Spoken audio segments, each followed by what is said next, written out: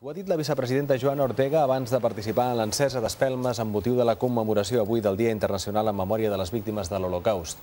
Ortega s'ha compromès a introduir l'educació sobre l'Holocaust a l'ensenyament durant aquest mandat. En presència del seu antecessor en el càrrec, Carod Rovira, la vicepresidenta ha volgut marcar distàncies amb la polèmica de fa 2 anys per la presència de l'exconseller Saura en una manifestació contra els bombardejos a Gaza.